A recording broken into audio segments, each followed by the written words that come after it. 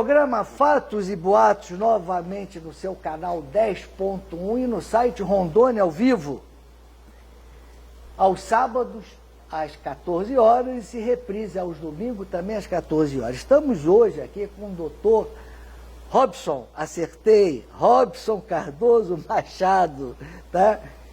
E a Luzan? E a Luzan. Quem é o doutor Robson? Grande psiquiatra, presidente do Conselho Regional de Medicina nos anos da pandemia, gente. Fiquei sabendo disso agora aqui, olha só. Então nós vamos conversar muito, vamos falar de fatos, vamos falar de medicina, vamos falar dele como presidente nessa época, né? Nessa época negra para o mundo todo, e também da psiquiatria, né? Robson, prazer tê-lo aqui. Prazer é meu. Tá? Vamos conversar, um bate-papo tranquilo, um bate-papo aberto. Primeira pergunta, como é que você se sentiu como presidente do Conselho Regional de Medicina?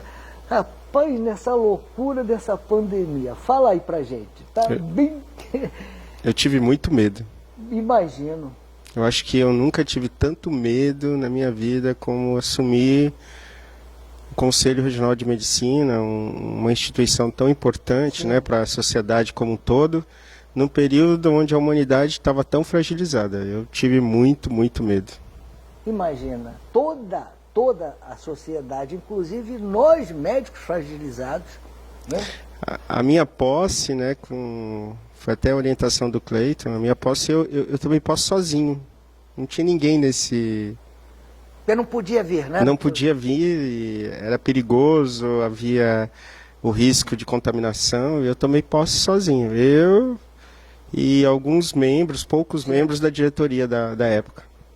E na época até se falava que tinha que andar com trajes todos. Lembra disso, tá? Eu fui visitar um amigo meu, já idoso, né? A família mandou que eu colocasse um roupão especial, não sei o quê. Meu Deus do céu.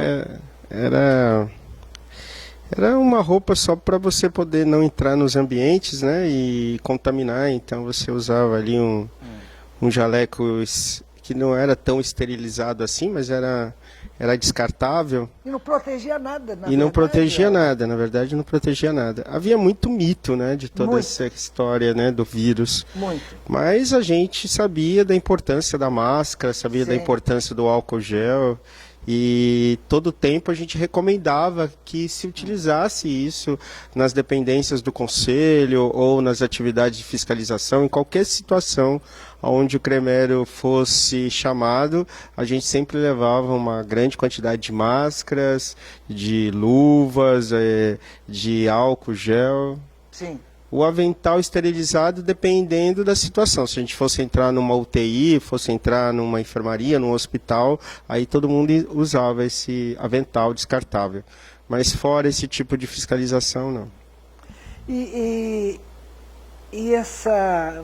Eu lembro na época, o Robson, tá, que os colegas médicos que queriam prescrever determinados medicamentos foram perseguidos na época, né? E eu lembro que o Conselho, sem entrar na parte política, que infelizmente politizaram muito, de ambos os lados, infelizmente, tá? Que nós, eu sou médico também, tá? Nós brigamos, né, para que o médico tivesse o direito de prescrever o que ele achava que era o correto. Eu lembro disso. Nós seguimos rigorosamente a resolução do CFM, claro, deixando o médico totalmente livre para prescrever ou não o kit Covid, de acordo com a sua formação, de acordo com o seu próprio pensamento. Nós, em momento nenhum, abrimos qualquer tipo de sindicância ou processo ou qualquer coisa, porque o médico deixou de prescrever o kit Covid ou ele prescreveu o kit Covid. Nós fomos extremamente neutros nessa nessa situação. É o Não livre-arbítrio. defendemos, mas também não acusamos. O livre-arbítrio do médico. Alguns colegas, na época, defendiam, mesmo conselheiros, defendiam bravamente o kit Covid, outros eram bravamente contra, e a gente respeitou as opiniões divergentes de uma forma bastante tranquila. Sem dúvida, doutor. Você é psiquiatra. Sou psiquiatra. Eu perguntei, mas sabendo que você é. Como psiquiatra, como você lidou com a situação de muitos pacientes que tiveram que ainda tem, né? Porque ninguém podia sair de casa, a relação entre parentes ficou fragilizada. Como é que você lidou com isso como psiquiatra? Fala aí que isso aí o público quer saber como é que foi, porque foi a área também uma das áreas que mais trabalharam. Então, doutor Paulo, a psiquiatria nunca teve tanta importância como teve no período da pandemia. E para nós todos, o medo, né, o medo da morte era muito, muito plausível, muito visível.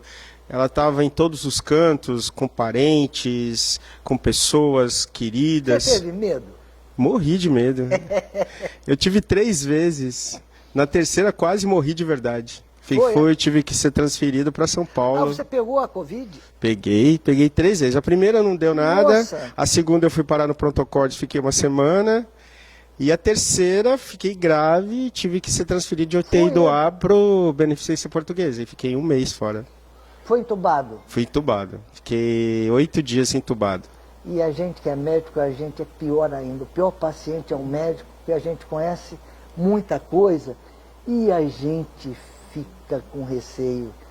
Eu não peguei. Eu peguei já nessa fase final, eu e a família toda, né? Mas não eu acho que a minha sintoma, experiência de ter pego o Covid me ajudou a cuidar dos meus pacientes, porque eu entendia o medo, a angústia, o medo da morte, eu entendia o que eles passavam para mim e eu tentava passar para eles a segurança de que nós iríamos sobreviver à pandemia como sobrevivemos. Muitas pessoas morreram, é verdade, muitas pessoas queridas, mas sobrevivemos, somos sobreviventes da pandemia e eu acho isso fantástico. E você tinha um grande argumento, né? Olha, eu fiquei entubado, estou vivo. Você tinha, além da sua área específica, você tinha o seu argumento pessoal, né? Sim, eu acho que a minha experiência me ajudou a ser um melhor terapeuta, um melhor psiquiatra, para cuidar dessas pessoas que pós-pandemia. E hoje, ainda tem pós-pandemia, ainda você cuida de muita gente com sintomas da pós-pandemia, ou da pandemia em si? Hoje, menos, bem menos, mas sim, ainda existem muitas pessoas que perderam seus entes queridos ou que ficaram com sequelas de memória, sequelas respiratórias e eu ainda cuido dessas pessoas. Robson, uma pergunta pessoal. Esse processo, você usa muitos medicamentos controlados, porque perguntas, quando souberam que você ia ser entrevistado, primeira pergunta que mandam te perguntar. Esses remédios psiquiátricos, eles viciam? Depende da taxa, né? A taxa preta realmente causa dependência química depois de um certo tempo de uso, né? Pelo menos 3, 4, 5 meses. Até 3 meses não há risco nenhum. Sim. Mas a partir daí há um risco de dependência química. Os taxas vermelhas, para eles causarem dependência, você tem que usar muitos anos eles. Sim. Então, é bem menos possibilidade de causar dependência. Eu procuro evitar os taxas pretas, se for possível, e usar mais os taxas vermelhas, mas não tenho nenhum preconceito contra nenhum medicamento. Eu acho que todos eles podem se tornar remédios e curar e salvar vidas, como podem se tornar venenos. Depende da dose e do tempo que você administra. hoje, tá? Qual é o sintoma ou a síndrome? Eu tenho que falar bem simples para o público nos entender, tá? Hoje, dessas sequelas, qual é assim o dia a dia na psiquiatria em relação à sequela da Covid? O transtorno de ansiedade generalizada e o transtorno de ansiedade social. Esses dois tipos de transtornos de ansiedade, a ansiedade generalizada e a ansiedade social, foram as que mais marcaram o pós-pandemia. Então vamos fazer um intervalo comercial, né? Vamos continuar aqui com o Dr. Robson, psiquiatra, que vai passar para vocês, numa linguagem comum, né, tudo aquilo sobre pós-Covid, doenças psiquiátricas, o seu dia a dia, tá bom? Fiquem aí que nós voltamos em um minuto.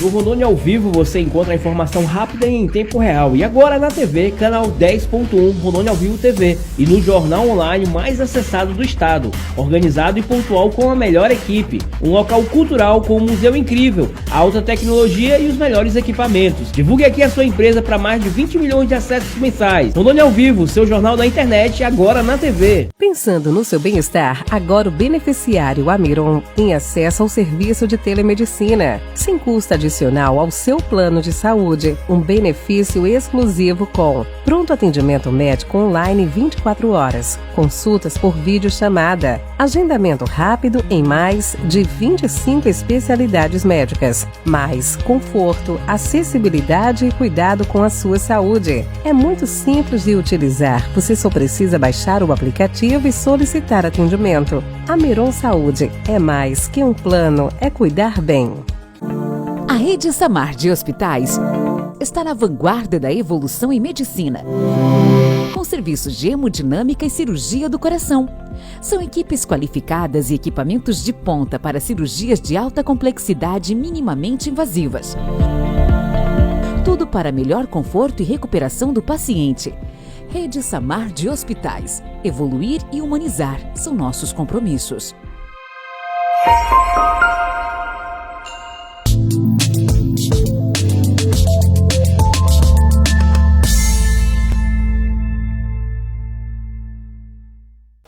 Voltando ao programa do intervalo Fatos e Boatos, programa patrocinado, esqueci de falar do patrocinador, hein, Robson, senão vou ser demitido.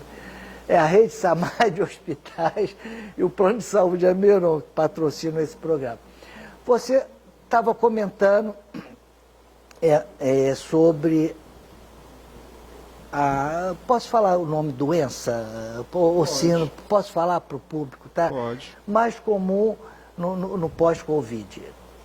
Continua o seu raciocínio que você estava fazendo. Então, dos transtornos, o que ficou mais comum foi o transtorno de ansiedade generalizada. Transtorno de... Ansiedade generalizada. Transtorno Ansiedade por tudo Sim. e por qualquer coisa. E a fobia social, que é um transtorno de estar em público, né, de conviver com outras pessoas em público, e a síndrome do pânico, que aumentou muito. A síndrome do pânico aumentou muito, com crises de ansiedade, as pessoas com medo de sair nas ruas, né, com agorafobia.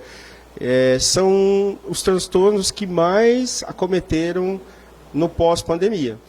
Fora tudo isso, tivemos a depressão, muito, muito importante em toda a sociedade como um todo, e infelizmente aumentou os índices de suicídio na humanidade. Pois é, o programa é Fatos e Boatos, tá? Então não é boato, né, que o número de suicídios aumentou, parece que no mundo todo. No mundo todo, então, na humanidade não é boato, inteira. É verdade, é fato. Porque as pessoas ficaram segregadas umas das outras, não podiam mais ter contato com seus entes queridos, com seus familiares, e essa solidão, esse medo da morte causou um aumento do nível de depressão e de suicídio. Nossa, rapaz. No Brasil tinha essa estatística de suicídios ou a empírica ainda tem? Não, nós tínhamos uma estatística de suicídio no Brasil e essa estatística ela aumentou muito, né? Dobrou, posso dizer que dobrou? Só para o público ter ideia, aumentou bastante, né? Aumentou bastante, porque havia uma possibilidade de 1 a 3 suicídios por hora e isso dobrou. Dobrou, cara? Dobrou. E você percebe que isso tem muito a ver com pós-pandemia? Isso tem a ver com a situação toda que foi criada, a pandemia em si e o pós-pandemia. O pós-pandemia, é claro que as pessoas passaram a ter mais contato umas com as outras, tentando voltar à sua vida comum. Mas no período de pandemia isso dobrou assim de forma vertiginosa. As pessoas terem que ficar em casa, não poder botar o pé na rua, não poder trabalhar, não poder estudar, não poder fazer nada. Sim, isso foi, acho que, a grande perda da humanidade, né? O isolamento social que fomos obrigados. E hoje se viu pela literatura e pela experiência que não foi tão eficaz assim. Não foi tão eficaz, né? Não foi. As pessoas que perderam emprego, que não conseguem recolocação, e que têm medo, receio, ainda há uma ignorância, desculpa o termo, tá? Ignorante é aquele que ignora, né? E que ainda não procura um psiquiatra ou não procura um psicólogo ou um psiquiatra com medo, né? Que ele seja taxado de maluco. Existe ainda isso, Robson? Infelizmente existe. A psicofobia é uma realidade no mundo todo.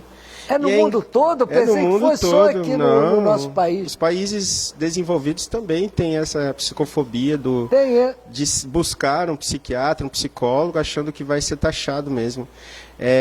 Mas hoje é interessante, nós trabalhamos muito pouco com a loucura em si, né?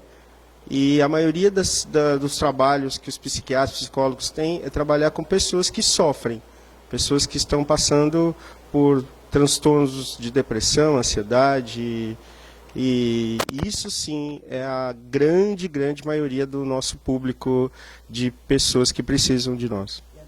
Robson, a gente estava comentando do índice de suicídio, estávamos comentando da depressão, né? Vamos continuar falando sobre esse assunto, que isso aí chama muita atenção. Estava até comentando contigo que tem amigo lá no Rio que até hoje não sai de casa, sabe? Não sai, tem medo de sair. Aqui, na nossa terra aqui, um grande amigo saía muito, gostava de beber de cá à noite, ter amigos, perdeu meia dúzia de grandes amigos, tem isso também, e não tem incentivo para sair. E aí? Então, a depressão ela era para ser a principal doença até 2030, Sim. Segundo a Organização Mundial de Saúde. Com a pandemia, isso foi adiantado. E hoje ela é uma das principais causas de abandono e de problemas com o trabalho, né? De afastamentos por licença médica. Então, hoje a depressão é um problema de saúde pública. Ela já não é mais um problema de poucas pessoas. E não é frescura, ela é algo real e que pode matar. E que precisa de um tratamento adequado com um psicólogo, com um psiquiatra, com outros profissionais também que deem apoio. E com o aumento da depressão também tivemos o aumento do suicídio. Hoje a gente diz que uma pessoa que procura o pronto-socorro com tentativa de suicídio, ela tem uma chance de repetir esse ato mais 17 vezes. 17 vezes? 17 vezes. Isso provado cientificamente em artigos científicos. Então, é um problema sério. A gente deve levar isso de forma criteriosa. Quando alguém que você tiver, médico, que você tiver contato no seu pronto-socorro com uma pessoa que tentou suicídio, não ache que isso é uma situação banal e trate de forma superficial, porque ele tem grande chance de tentar novamente e infelizmente, ter sucesso no seu ato. Então é preciso avisar a família, é preciso ter um contato sério com a família nesse sentido, ou então, se possível, internar esse paciente. A internação ajuda? Ajuda a evitar o mal, até que a pessoa entenda, porque quando a pessoa quer o autoextermínio, ela está delirando. Sim. Ela está com pensamento delirante, então ela não tem crítica, ela não tem capacidade de discernir sobre a própria vida. Então, é uma internação breve, mas para que o paciente possa ser medicado e ele possa entender as consequências danosas e terríveis do ato que ele praticou. Sim. Você acha que, a gente falando como médico, que os hospitais, em termos gerais, né, estão preparados para uma internação de um paciente desse que tentou o suicídio? Não. Não, né? Não, porque as pessoas ainda também, até nós, profissionais de saúde, temos muito preconceito com esses pacientes.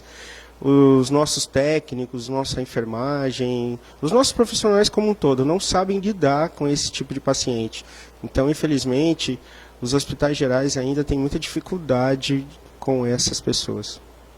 Eles alegam que tem medo, e tem um outro lado também, né, que não justifica, né?